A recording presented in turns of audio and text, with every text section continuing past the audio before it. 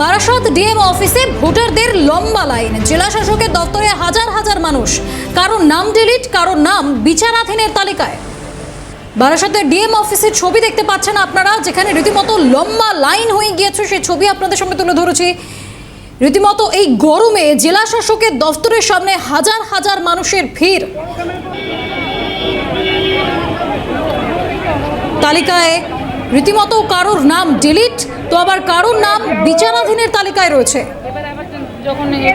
যে ছবি উঠে আসছে বারাসাতের ডিএম অফিস, তার সামনে রীতিমতো দীর্ঘ লাইন পড়ে গেছে ভোটারদের। আমাদের সঙ্গে সরাসরি রয়েছেন প্রতিনিধি অপুশীল। অপুর কাছ থেকে প্রথমে ছবিটা দেখতে চাইবো, আর তারপর জানতে চাইবো ভোটাররা যারা দীর্ঘক্ষণ লাইনে দাঁড়িয়ে আছেন কি বলছেন তারা।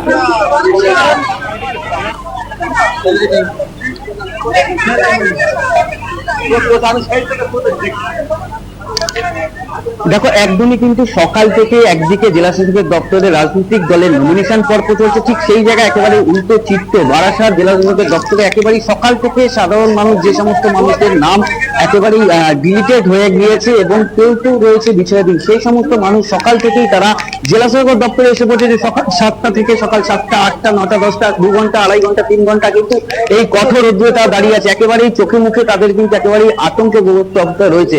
তারা কি এবছর আদৌ তাদের ভোটার লিস্টে নাম তুলতে পারবে? তারা কি আদৌ এবছর তারা ভোট দিতে পারবে?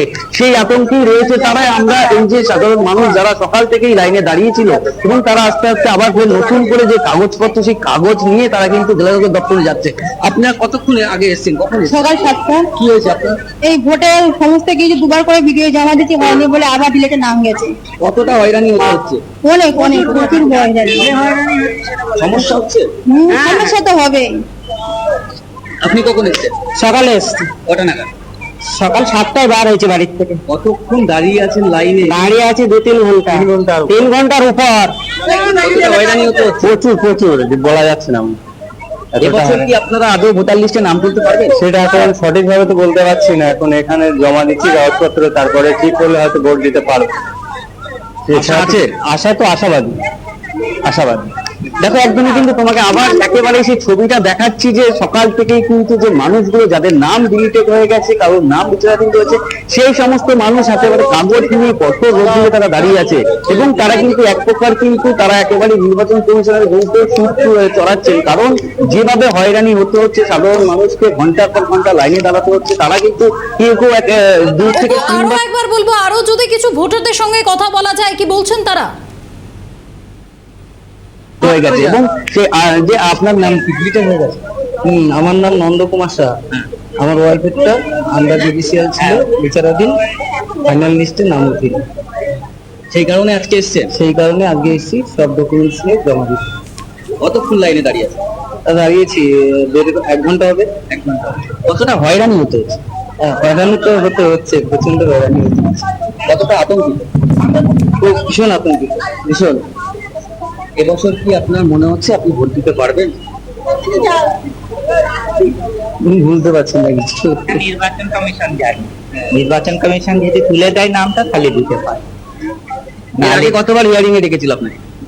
এর আগে একবার বাড়িতে, বিরলের বাড়ি, আর একবার ওই ইয়েতে, এই ভিডিও অফিস, 2বার ধরে।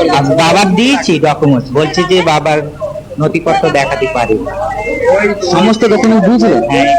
না না, দেখে সমস্ত ডকুমেন্ট দিয়েছিলেন, তারপরে নাম ক্লিক হয়ে গেছে? হ্যাঁ, ডিলেট।